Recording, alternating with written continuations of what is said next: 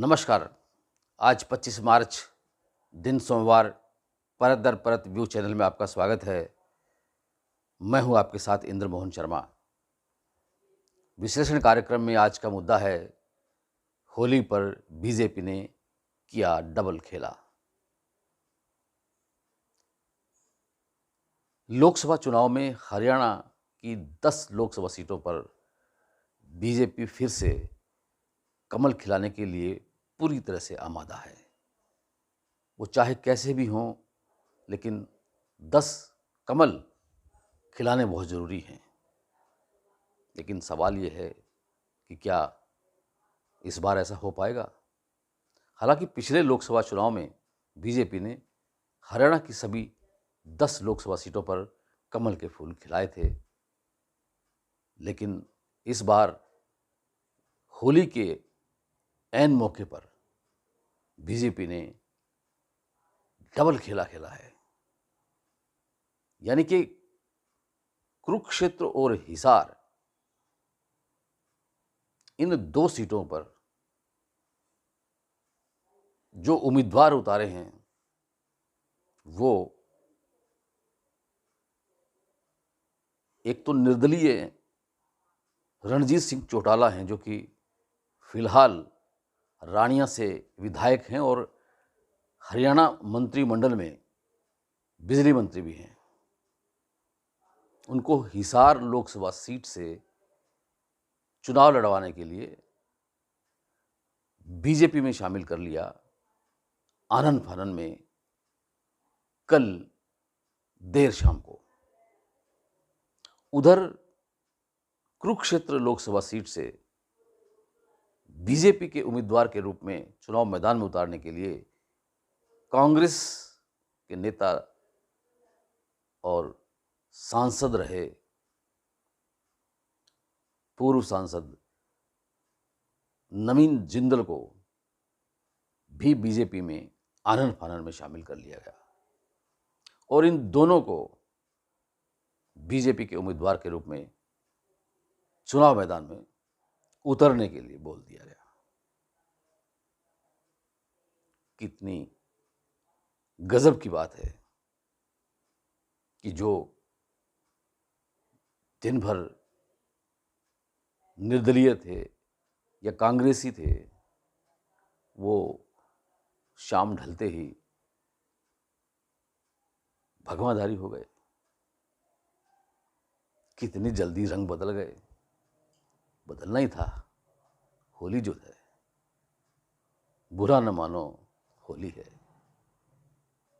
वो कहते हैं ना कि न रंग न अबीर न गुलाल से, लेकिन सियासत हो गई लाल शक्ति के बवाल से। अब चुनाव के सपने होते हैं, चुनाव के सपने होते हैं, लेकिन यह भी हकीकत है कि क्या अपने अपने होते हैं। ये सब अब जो एक चुनावी बिसात बिछ रही है, सामने आएगा। कहने को वो अपने लगते होंगे, लेकिन जब आपस में आमने सामने टकराएंगे तो क्या वो अपने अपने होंगे? एक बहुत बड़ा सवाल होगा। खैर, बात कर रहे हैं बीजेपी की कि बीजेपी ने इस बार भी जो उम्मीदवार चुनाव मैदान में उतारे हैं हरियाणा की 10 लोकसभा सीटों पर, उनमें से 6 ऐसे उम्मीदवार हैं जो पहले कांग्रेस की जमीन से जुड़े रहे हैं या निर्दलीय रहे हैं। यानी कि बीजेपी के पास अपना कोई ऐसा कद्दावर कार्यकर्ता या नेता नहीं कि जिसको चुनाव मैदान में उतारा जाए। तो ये जो 6 उम्मीदवार अब उतारे गए हैं, वो कभी कांग्रेस में भी थे। ऐसा ही पिछले लोकसभा चुनाव में भी हुआ था। जैसे कि भिवानी से धर्मवीर को और रोहतक से डॉक्टर अरविंद शर्मा को, सोनीपत से रमेश कौशिक को और गुरुग्राम से राव इंद्रजीत को चुनाव मैदान में उतारा गया था। ये सब कांग्रेस से ही तो आए थे। और इस बार भी जो नवीन जिंदल हैं, डॉक्टर अशोक तंवर हैं, जो सिरसा लोकसभा सीट से बीजेपी के उम्मीदवार बनाए गए हैं, और हाल ही में हिसार से जो रणजीत सिंह चौटाला जो बनाए गए हैं बीजेपी के उम्मीदवार, वो भी पहले कांग्रेस में थे और बाद में वो कांग्रेस की टिकट नहीं मिली। 2019 में तो वो निर्दलीय के रूप में चुनाव लड़े रानिया से और जीत गए थे, और अब वो बीजेपी में शामिल हो गए हैं। इसी तरह से राव इंद्रजीत हैं जो गुरुग्राम से, और रोहतक से डॉक्टर अरविंद शर्मा। यानी कि बीजेपी के पास जो भी बीजेपी के 6 उम्मीदवार ये उतारे गए हैं वो आयातित हैं कांग्रेस से या निर्दलीय से या किसी अन्य दल से। हाँ, सिर्फ अंबाला से बंतो कटारिया हैं जो कि दिवंगत हो चुके सांसद रतनलाल कटारिया की पत्नी हैं, और करनाल से इस बार मनोहर लाल खट्टर को बीजेपी का उम्मीदवार बनाया गया है, जो कि हरियाणा के मुख्यमंत्री थे, और सोनीपत से मोहनलाल बड़ोली जो कि बीजेपी के और आरएसएस के कार्यकर्ता हैं, और फरीदाबाद से कृष्ण पाल गुर्जर जो पहले भी सांसद हैं। तो अब सवाल ये उठता है कि जो नवीन जिंदल कुरुक्षेत्र से कांग्रेस से बीजेपी में लाए गए हैं, उन पर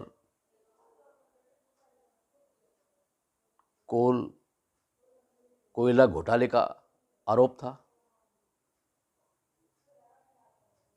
तो क्या वो आरोप अब सिद्ध साबित हो जाएंगे, या वो अब उन आरोपों से पूरी तरह से मुक्त हो जाएंगे? क्योंकि बीजेपी के पास ऐसी एक वॉशिंग मशीन है, कहते हैं कांग्रेस के राष्ट्रीय अध्यक्ष मल्लिकार्जुन खड़गे, कि जो भी कोई किसी भी घोटाले में हो, आरोपी हो, तो वो अगर बीजेपी में चला जाए तो वो उस वॉशिंग मशीन में डल जाता है और वो साफ हो जाता है, धुल जाते हैं उसके सारे दाग। तो क्या नवीन जिंदल पाक साबित हो जाएंगे? ये तो जनता, जो कुरुक्षेत्र की जो जनता है, वो फैसला करेगी। कुरुक्षेत्र लोकसभा सीट से इस बार इनेलो नेता अभय चौटाला ने भी पूरी तरह से तैयारी कर ली है चुनाव लड़ने की। वहीं आम आदमी पार्टी के प्रदेशाध्यक्ष सुशील गुप्ता भी चुनाव मैदान में आ चुके हैं। इसी तरह से हिसार में रणजीत सिंह चौटाला बीजेपी के उम्मीदवार बनाए गए हैं। फिलहाल वो रानिया से विधायक हैं और हरियाणा में नायब सैनी सरकार के मंत्रिमंडल में बिजली मंत्री भी हैं। जाहिर है कि उन्हें रानिया विधायक पद से इस्तीफा देना होगा, क्योंकि वो निर्दलीय से बीजेपी में आए हैं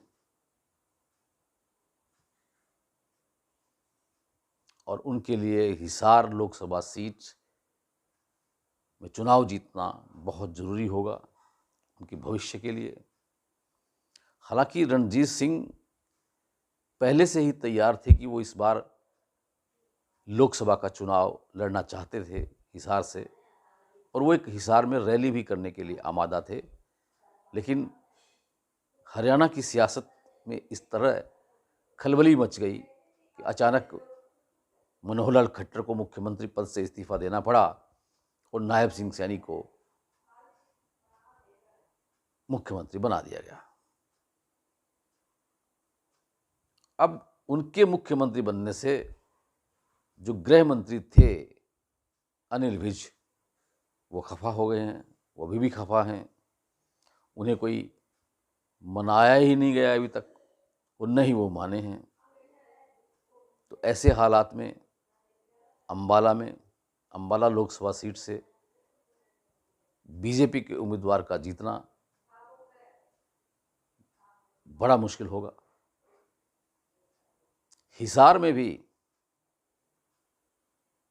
जहां ये चर्चा है कि इनेलो प्रत्याशी के रूप में सुनैना चौटाला को मैदान में उतारा जा सकता है, जो कि इनेलो सुप्रीमो ओम प्रकाश चौटाला के मंझले भाई प्रताप सिंह के बेटे रवि चौटाला की पत्नी हैं। और वहीं जननायक जनता पार्टी की ओर से जननायक जनता पार्टी के सुप्रीमो अजय चौटाला की पत्नी नैना चौटाला को चुनाव मैदान में उतारने का विचारार्थ किया जा रहा है। अगर ऐसा होता है तो जाहिर है कि चौटाला परिवार के 3 सदस्य, यानी कि देवरानी और जेठानी, चुनाव मैदान में आमने सामने होंगी। वहीं उनके रिश्ते में ससुर लगने वाले रणजीत चौटाला भी सामने होंगे। इस तरह अगर ये उम्मीदवार चुनाव मैदान में आ गए तो मुकाबला दिलचस्प भी होगा और गजब और अजब भी होगा। अभी कांग्रेस ने अपने प्रत्याशियों की घोषणा नहीं की है। हालांकि हरियाणा में आम आदमी पार्टी और कांग्रेस का गठबंधन बताया गया और उस गठबंधन के तहत कुरुक्षेत्र की सीट आम आदमी पार्टी के हिस्से में आ गई, लेकिन बाकी जो 9 सीटें हैं उन पर कांग्रेस प्रत्याशी चुनाव मैदान में उतरेंगे। लेकिन अभी तक कांग्रेस प्रत्याशियों की लिस्ट जारी नहीं हुई है। जब वो लिस्ट सामने आएगी तब असल मायने में पता चलेगा कि मुकाबला कैसा होगा और किसके बीच होगा। आम आदमी पार्टी के सुप्रीमो और दिल्ली के सीएम अरविंद केजरीवाल फिलहाल दिल्ली के शराब घोटाले के मामले में ईडी की गिरफ्त में हैं, ईडी की रिमांड पे हैं। 28 मार्च को वो फिर से कोर्ट में पेश किए जाएंगे, तब उनको पता चलेगा, उनके बारे में पता चलेगा कि वो उनको बेल मिलेगी या जेल। हालांकि अरविंद केजरीवाल साफ तौर से कह रहे हैं कि अगर वो जेल में रहेंगे तो जेल से ही सरकार चलाएंगे। जेल से सरकार चलाना कोई गैरकानूनी नहीं है, कोई ऐसा कानून भी नहीं है कि नहीं चला सकते, लेकिन यह प्रैक्टिकली संभव नहीं है। इसलिए उनके लिए मुश्किलें खड़ी हो सकती हैं अगर उन्होंने सीएम पद से इस्तीफा नहीं दिया। नैतिकता का ये तकाजा है कि अरविंद केजरीवाल को सीएम पद से इस्तीफा देकर अपनी पत्नी सुनीता केजरीवाल को सीएम की कुर्सी सौंपें या अपने ही मंत्रिमंडल के किसी मंत्री को यह कार्यभार सौंप दें। अन्यथा आने वाले चंद दिनों में दिल्ली के उपराज्यपाल राष्ट्रपति के पास ये अनुशंसा भेज सकते हैं कि दिल्ली सरकार की ओर से कामकाज सही तरीके से नहीं हो रहा है, लोग परेशान हो रहे हैं, इसलिए दिल्ली सरकार को बर्खास्त कर दिया जाए और राष्ट्रपति शासन लागू कर दिया जाए। और ऐसा हो भी सकता है। तो बेहतर यही होगा कि अरविंद केजरीवाल जब तक अपने आप को निर्दोष साबित न करें और कोर्ट से बाइज्जत बरी न हो जाएं, तब तक सीएम पद से इस्तीफा दे देना चाहिए। और अगर वो बाइज़्ज़त बरी होकर आते हैं तो फिर से सीएम बन सकते हैं लोकप्रियता हासिल करके। अब देखना यह है कि आने वाले दिनों में सियासत के क्या रंग खिलते हैं। होली पर्व की आप सबको परत दर परत ग्रुप की ओर से बहुत बहुत बधाई, और आपके जीवन में खुशियों के हर रंग महकें। विश्लेषण कार्यक्रम में आज इतना ही। कल फिर किसी नए मुद्दे के साथ आपसे रूबरू होंगे। तब तक के लिए इंद्र मोहन शर्मा को इजाज़त दीजिए। और अगर ये चैनल परत दर परत आपने अभी तक सब्सक्राइब नहीं किया तो कर लीजिए। क्यों कि लोकसभा चुनाव बहुत निकट है, बहुत काम आएगा ये चैनल। बेल आइकॉन के बटन को भी ऑल करके कर लीजिए, ताकि जब भी हम किसी करंट मुद्दे पर कोई भी विश्लेषण करें, निष्पक्ष विश्लेषण करें, तो वो यूट्यूब पर जब अपलोड हो तो उसका नोटिफिकेशन आप तक मिल जाए और आप उसे भली भांति देख सकें और परख सकें। उसे देखकर, सुनकर अगर आपके मन में कोई विचार उत्पन्न होता हो तो उसे आप कमेंट बॉक्स में भी कमेंट कर सकते हैं, अपनी राय शुमारी कर सकते हैं। ये वीडियो अगर आपको पसंद आया हो तो इसे लाइक कीजिए, शेयर कीजिए। आपका बहुत बहुत शुक्रिया, बहुत बहुत धन्यवाद।